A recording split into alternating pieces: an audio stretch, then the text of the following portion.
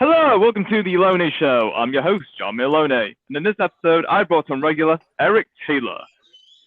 And as for our guest, he's from Texas, and he's the author of a famous book, The Last Roman.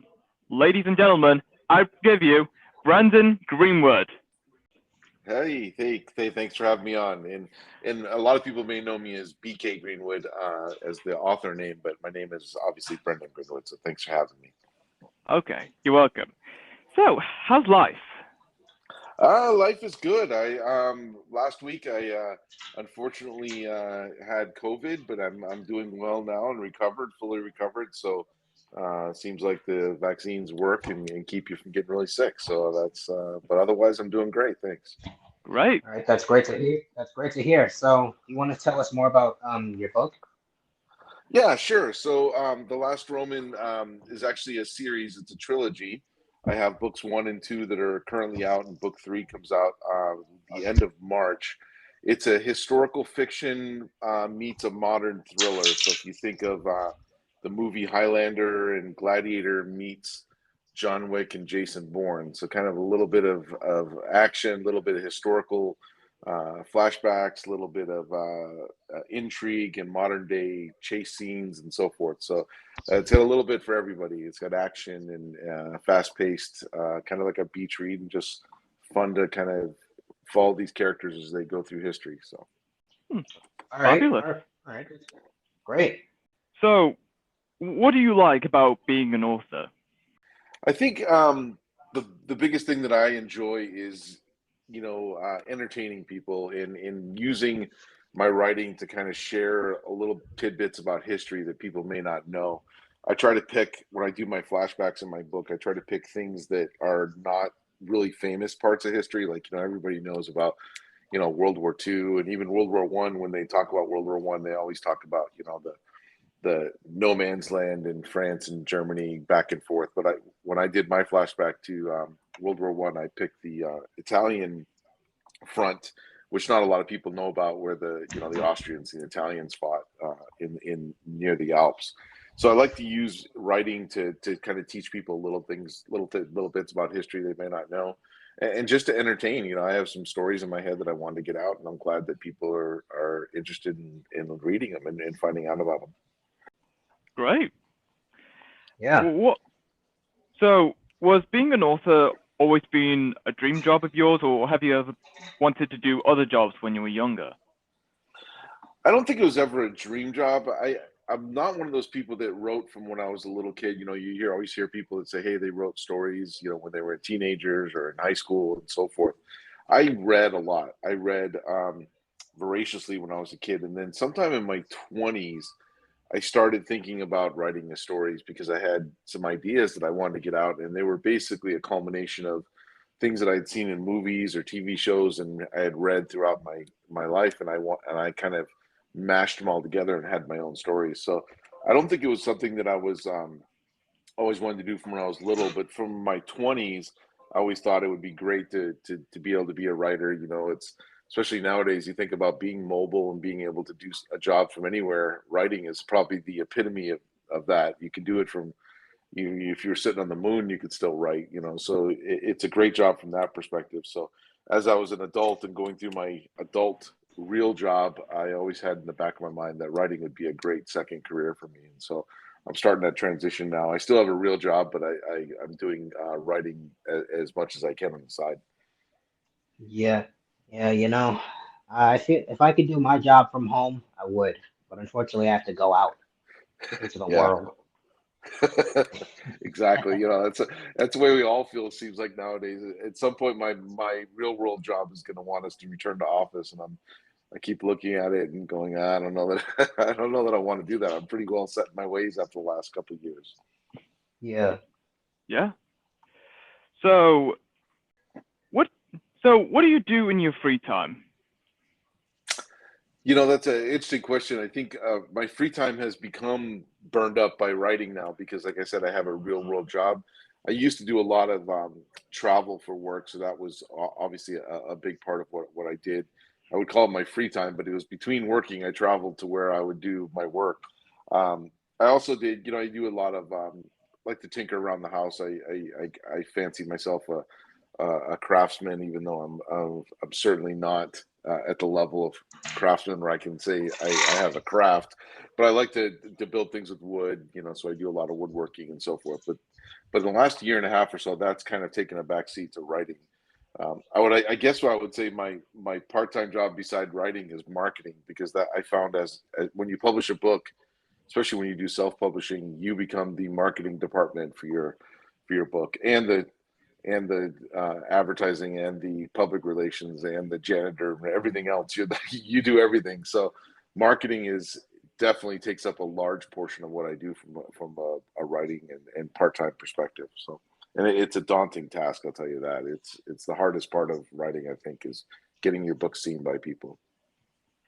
Okay, great. Oh yeah, we've had a lot of authors who usually say that too.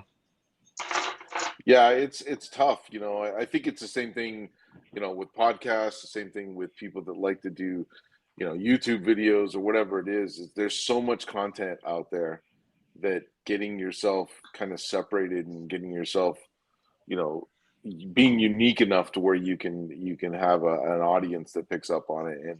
And people nowadays are so transitory. I mean, they'll read an article for 5 minutes and then they move on to the next thing. So keeping people's attention is definitely a challenge. So learning all the media content, Twitter, Instagram, TikTok, Facebook, and then all the ads that go along with all them, it can be quite a daunting task. Yeah, Yeah. that's true.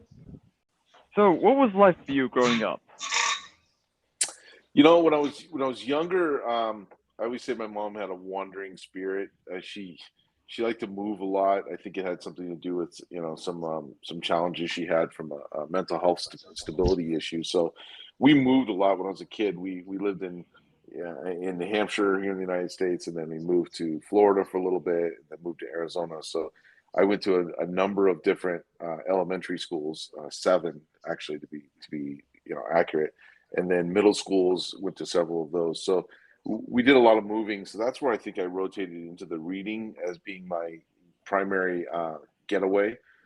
When you move to a new school, it's tough. Your kids are all got their cliques, and you're not in the right group and so forth. So to me, I always kind of struggled to fit in that case. So I would just start reading, and I went to the library and would check out books on whatever subject I could find. And when you open a book, like I always like to say, it's your new best friend. It takes you away to a new place or a new time, and it doesn't reject you and make fun of you because it doesn't know who you are and so forth. So to me, that was a big part of growing up, was just kind of learning to try to fit in with kids, and then also just kind of finding my escape with reading. And so that kind of changed a little bit when I got into high school, because I was able to be a little bit more stable and stayed in the same place, and that's where I kind of expanded into going from the reading into more of my adult life, where I decided I wanted to share my stories through writing.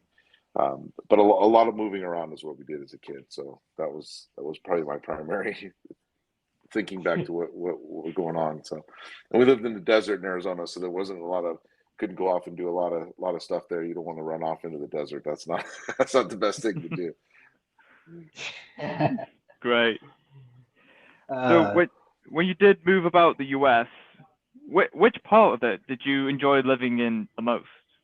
It's pretty interesting. I enjoyed the desert because there was, especially in Arizona, there's a lot of different uh, climates. You can go way up north and be up in the mountains, and where you got trees and snow, and then parts of the desert there. But when I was a kid, I always missed New England. I always missed going.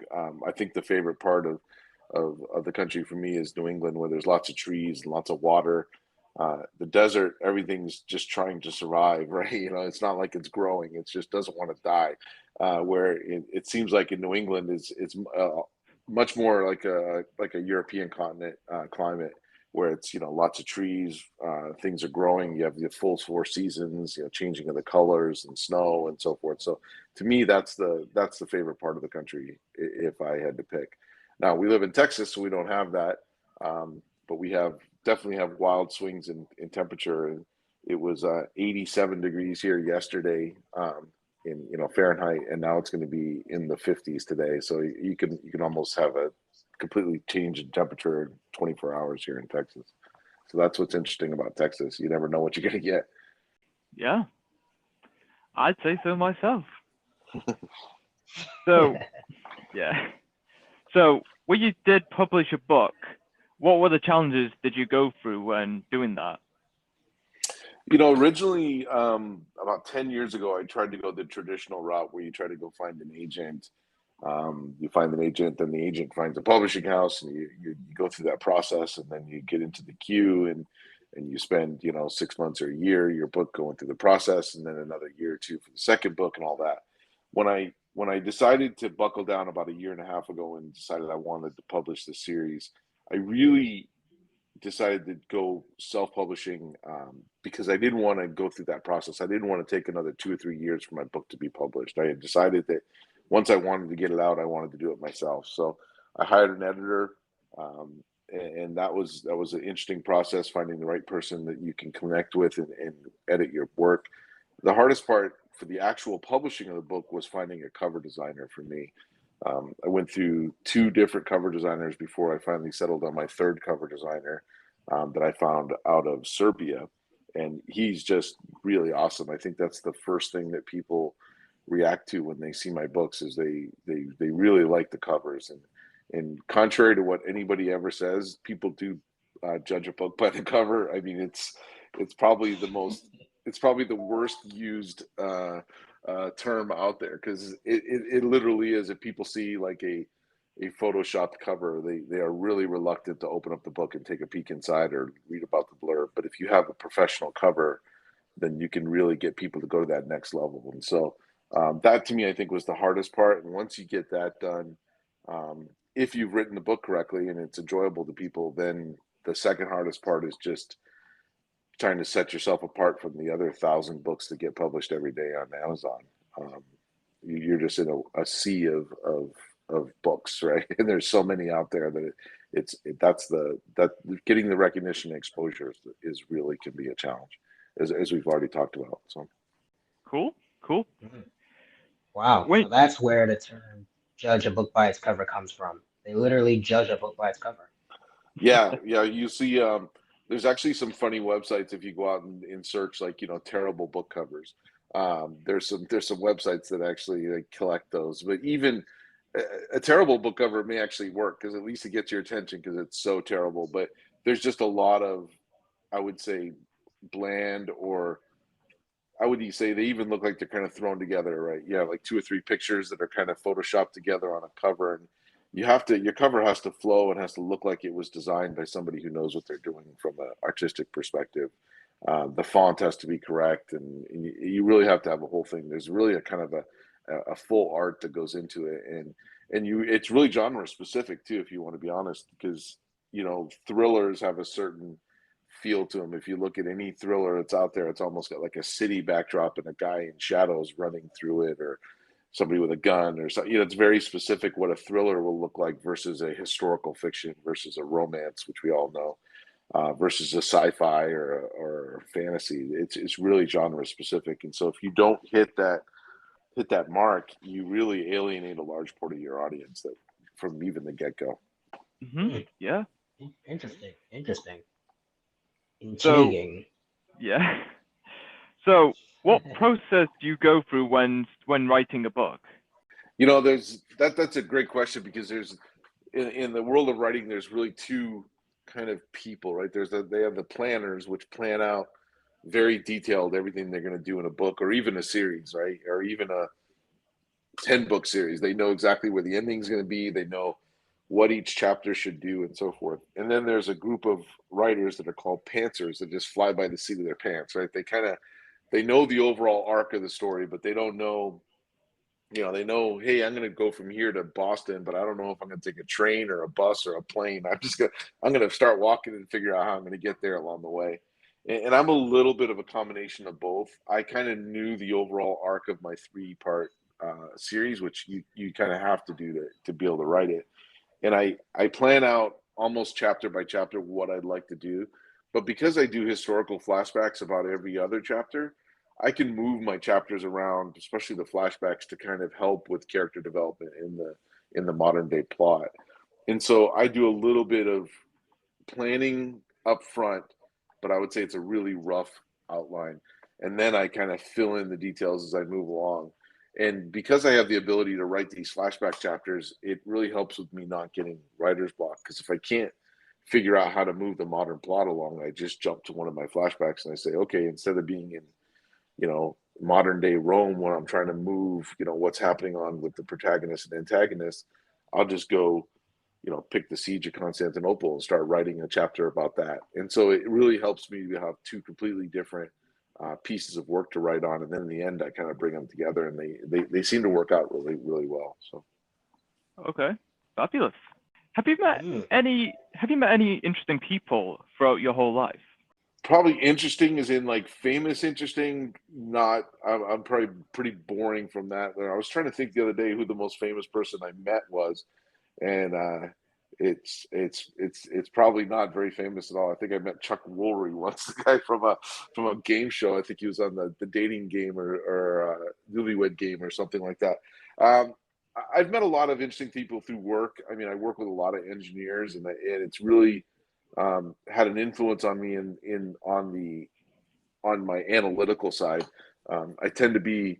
I think I have a pretty interesting combination of creative, because you have to be creative to be a writer, but then very analytical side, which I apply to my marketing side. And when I look at, my how I do ads and how I do tracking of my return on investment when it comes to ads and marketing spend and so forth. So I think a lot of the people that I've met in my real world life have had a big influence on that, on how to drive, how to make it a profitable business, because writing can be extremely unprofitable for most people, because it's really difficult to overcome the costs of editing and that cover design I talked about, and then the advertising world. So I think I have had a lot of influence from my real world that's really had an impact on my ability to try to turn this into a profitable venture. And so that's an interesting combination, because I don't think, like I said, a lot of the creative side, people don't think about how do we make money off of writing? How do you turn it into where it's not just a hobby where you're losing money and having to steal from your kids' college fund, which I've hopefully avoided doing so far. So, great. But nobody famous or interesting, so that's unfortunate. Maybe someday. Yeah, someday. What's your Someday. Yeah, Sorry, clearing my throat. it's cool. What's your favorite season? Favorite season? I think I like the fall, because I grew up so much in the desert. The summers can be exhausting, just like a lot of people that grew up in, like, Wisconsin, or in the winters. After the end of the winter, they're ready for the spring. In Arizona, sometimes you can have 110 days in a row where the temperature gets above 100 degrees, and by the end of that, you're ready for some cool nights and some rain and some changing of the colors. So I think fall is my favorite season for all. Plus, fall means you got Halloween coming up, so you got some fun holidays. You got Thanksgiving, which everybody here in the U.S. at least looks forward to, and then feeding into winter. So fall by far is my favorite season, I think. So yeah, I'd say. Oh yeah, I mean, fall is really good. I even have some favorite shows that are fall related too. So it's like, I don't know. Yeah, Like, yeah, they what always else? seem to launch that time of year. And then, if you're an American, football fan, you got fall is always the season when football kicks off as well. So there's lots of, and then baseball's ending. So there's a lot of good things about fall. It seems to, everyone always say, oh, it's ominous because you're getting ready for the winter. But I think that's back in the days when you used to maybe possibly starve through the winter, right? So fall was always like, you better hurry up and make sure your storage sheds are all full of grain so you don't die. But now fall is more like just kind of a festive kind of season, it would seem. Oh yeah, especially because of the food too. No, that's what I Yeah, look forward to. Fall. exactly. Yeah, great. So, how often do you travel? Nowadays I travel fairly rarely. I mean, I have both my children live in Arizona, so we go back and forth from Texas to Arizona probably every couple months. I go back to New England probably a couple times a year. Before COVID, my work took me to Asia on a fairly regular basis. I would say every 6 to 8 weeks. So I would be over in Asia for a week or two at a time, every 6 to 8 weeks, and then I would go to Europe probably 2 to 3, sometimes 4 times a year. So um, pre-COVID, I would say I traveled almost a couple times a month, and I would be on the road probably 30% of the time, mostly for work, some of it for pleasure as well. Um, so yeah, I did a lot of traveling to different places, and that helps me kind of in my writing. It helped me give some some description and some background to some of those places that I write about in my book. So it's kind of nice to have been someplace. I can't go every place that I write about, but I try to incorporate my travels into it. Great. Absolutely great. What's the strangest dream? Wonderful. Yes, thank you, Eric. What? Thanks for that. Anytime, buddy. What is the strangest dream you've ever had? Strangest dream I've ever had. Oh, that's a great question. A lot of times you forget a lot of the dreams. You mean like actual sleeping and waking up, or like as a kid I dreamed I wanted to do this when I was bigger. Any If kind of it's dreams. You were awake, any you kind were of dream. asleep, anything. Yeah, yeah, yeah. I think you stumped me on that one. I think a lot of times the dreams you have when you're sleeping, you remember them right when you wake up, and then if you don't actually write them down or talk to anybody about them, they kind of fade away. Um, I think the weirdest dreams, and nothing, I probably won't be able to do anything specific, is, when I was really getting into book two, and I put a deadline on myself to launch it. Um, I was spending a lot of time writing and editing and doing a lot of work on book two. And then when you do something like that, whether you play a video game for 10 hours a day and then you fall asleep, you tend to have dreams that are related to whatever it is you were really focused on.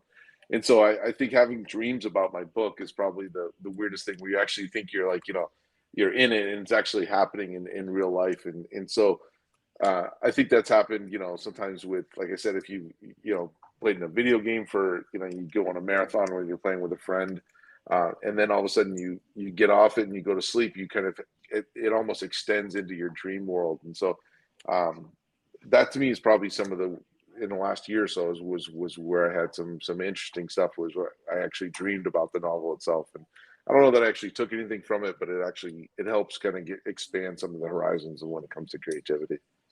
Hmm. Yeah, absolutely. I Yeah. mean, yeah. I mean, some of the strangest dreams I had recently, basically, I've been walking down a field. It's not just any field, though. It's like a field full of sausages. And then all of a sudden, this big, massive cloud comes swarming down, and then it was just raining torpedoes. Why? Raining torpedoes? What's that all about? Yeah, And then when go ahead. lightning strikes, a huge blast of skill just scatters around the whole field or whatever. But yeah, that's the strangest dream I ever had. Yeah, that sounds like It a was Yeah. pretty strange yeah dream. yeah Yeah. One of the strange.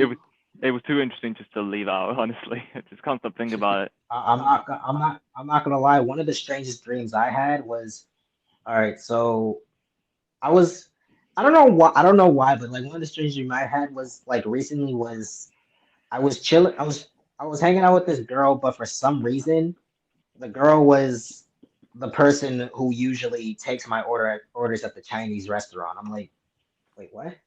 Like, are we on a like, like, what's happening? Are we on a date, or are we just hanging out as friends? It's like, what's Maybe going it's on? Then foreshadowing. Yeah, a little foreshadowing, maybe. Right?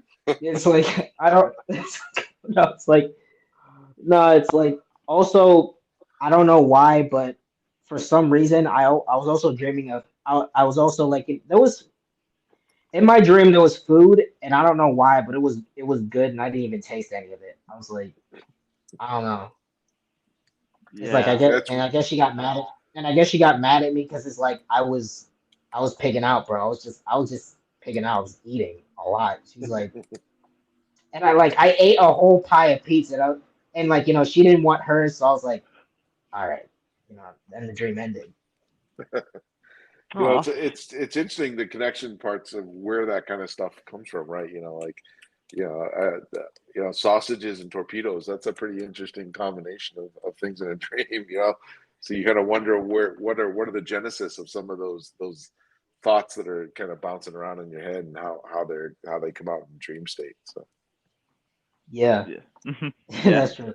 And I've had weirder dreams, but I can't remember them. yeah, I that's was the thing. Sometimes I have them and I go, oh, I need to write this down because that was a pretty good idea, and then I forget, and then you kind of go, I knew I had a good idea, and I knew there was a weird dream, but I forgot to write it down. Yeah, I even told myself at one point I was gonna write down all my dreams. I did that for a while, then I stopped. I was like, Yeah, okay. anything to do like that is tough. It takes a lot of discipline to do that because you usually get sidetracked by other things, right? So Yeah. Yeah. How did you spend your last birthday? how did I spend my last birthday? Well, that just happened like about a month ago. I think we were getting ready to go to Arizona to visit my family, so we just went and I think we went to dinner. Yeah, we went to dinner here, and we just had a nice pizza dinner. Went to a nice pizza restaurant in downtown Austin. So uh, that was I think since COVID hit, nobody's really done a lot of fun stuff for their birthdays. So a couple of years ago, when I turned 50, we spent 2 weeks in Italy for my birthday. So that was a probably more memorable one than the last one. Great. Fabulous. Wow. Yes. Yeah, we have a Wow. thing, me and my brother and all of us. Yeah, we try to do the 50th anniversary. The 50th birthday is like we try to do a big trip. So this year, my brother-in-law turns 50, so we're doing hopefully, we'll see how COVID works out, but we're doing a cruise out of Amsterdam to the fjords of Norway. So that's hopefully what we're gonna do this year. So Great. gotta get And that 50. speaking of That 50 is a big one. So Mm-hmm. yeah, Absolutely. that's true. And speaking of birthdays, what am I gonna do for my birthday? I still don't know. Okay. I don't really. how soon is You'll it? do. I don't. It's in December. I have no You got a little bit of time to December. plan. Mate, you got ages until then. I know, but it's like So I don't know what happened with the interview, but it got interrupted apparently with connection problems. But I managed to continue it with yeah. Here's the last 10 minutes of that interview after that aftermath. Hey. hey, what's up? Oh, it's you again.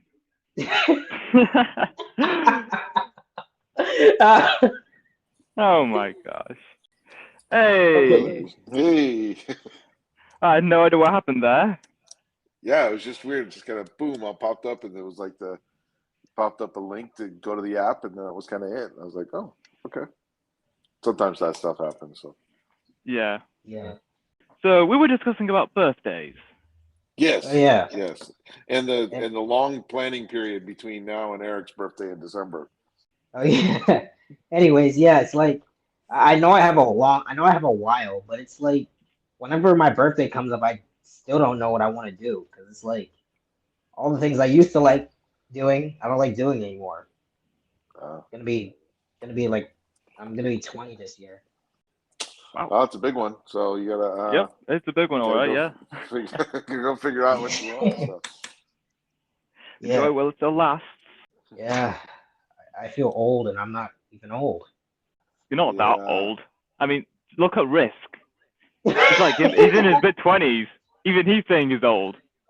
Not even I Yeah. believe that. Yeah, our friend Risk thinks he's old and he's like only 24.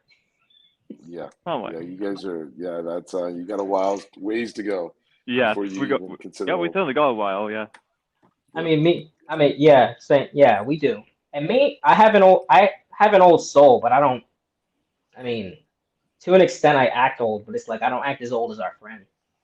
I know I'm young. Yeah. I mean, I sometimes get cramps in my leg for some reason, but that's besides the point. It's like, Absolutely. Yeah, well, when you sneeze and then you find out you hurt yourself or something like that, that's when you know you're starting to get old. And yeah, really the difference isn't hurting yourself; it's how long it takes to recover from hurting yourself. That's the big difference. When I was younger and I played ice hockey, I could go, go play hockey, then go to do my 12-hour shift and night shift, and then get up the next day and have no problems at all. Now, if I walk out to take out the trash and I twist my ankle, I'm got a bad ankle for like 3 or 4 months. It seems like so. That's the difference in life. Your body doesn't recover as fast, mentally or physically. So that's why you can't drink as much as I used to, because I have a hangover for like 3 days if I get too drunk. Yeah. Man. Sucks. That's what you get to look forward to. Sucks. So enjoy your 20s. Yep. Yeah. Enjoy what still lasts. Yep. Yep. I'm gonna be listening to like some early 2000 music when I turn 22. So like when I turn 20, because that's when the good music was out. I agree. So Brendan, are you working on any new books to be published soon? Finishing up, we're going into interior design on book 3 in the trilogy for The Last Roman. So that's currently going on. Also put the finishing touches on a short story that goes along with the series. I try to release a short story that's related to the Last Roman series every couple months, and this one I'm working on is around Vlad the Impaler. So it should be an interesting little short story. Beyond that, I'm starting to map together maybe a full prequel book. So it'll be a whole book that will be based in one period of time. I'm looking at probably either the Crusades or maybe something around the Viking era that will involve the same characters that are in this series, but will be a full prequel. So they'll kind of just follow them in one set of events or a series of events during a single period of time. So that's kind of thoughts there. And then I'm starting to germinate a little bit some thoughts on a sci-fi series, but I haven't quite figured out that a whole new series is a little bit more daunting, because you got to go build that whole new world. So it's a little bit more of a step outside the comfort zone when you do that. So Great. Oh, And that's that, amazing. yeah, great. And that is all we have for this episode. It was great having you here, Brendan, talking about your book, ask a couple of questions, and yeah, it was quite a swell time. yeah, I appreciate it. Thank you for having me on, and good luck in your endeavors moving forward, and that birthday planning you have in December. Make sure you get a good project plan for that. You don't want to sneak up on you before you know it's here. Yep, Yeah, absolutely. yeah. I'll make sure to do that. But for now, I'm gonna get some McDonald's. I'm starving. Jeez. Yeah, so, and it's All right. nearly six. It's already past half past 5 where I am. So yeah, I might get something to eat, even though it was a bit early for me. Yeah. Good deal. With that, All right, with that, you guys enjoy. yeah. With that being said, until next time, stay tuned for more.